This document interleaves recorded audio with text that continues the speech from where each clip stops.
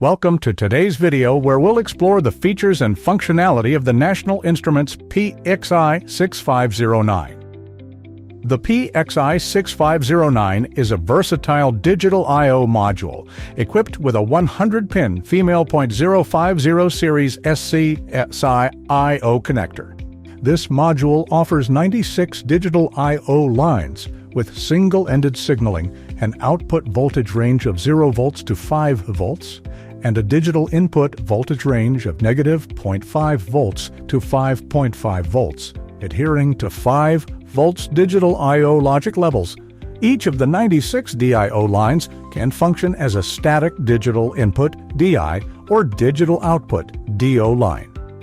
Common applications include driving external models, transmitting TTL signals as digital outputs, and sensing external models or receiving TTL signals as digital inputs. Here are some benefits for buying from us.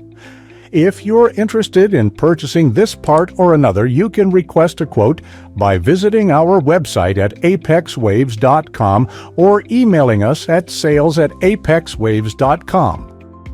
To get started, connect the PXI-6509 to an SCB100 and open NIMAX. Locate the module under the Devices and Interfaces tab beneath My System, perform a self-test, and once it passes, open the test panels. Within the test panels, you'll find the digital I/O interface. Here you can select your port in the first section, set the port line direction, input or output in the second section, and adjust the port line state in the third section. In this demonstration, we'll begin with port 1. Set the port line direction to all output and click Start. You'll notice the indicators in the third column change to switches. Toggle port 1 line 0 from low 0 to high 1 and observe that the light for port 0 line 0 turns on, confirming its receiving readings. Next, turn on port 1 line 1, and again you'll see the corresponding port 0 line 1 indicator light up. We'll now set port 1 to all high, turning on all lines simultaneously.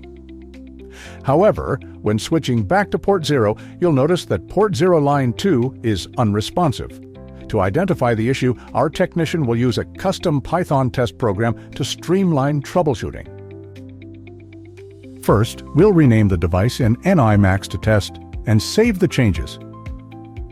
Open the AWTest beta program and type T to begin testing. The program will list the model name, serial number, and device name for verification. After confirming the device, it will automatically run a comprehensive set of tests on all ports and lines. At the bottom of the program, you'll see the test status listed as failed. Scrolling through the results, we can pinpoint the issue. Port 1, line 2 has failed. This custom program simplifies diagnostics by eliminating the need to manually test each port and line individually, saving time and effort. This concludes our tech tutorial on the PXI-6509.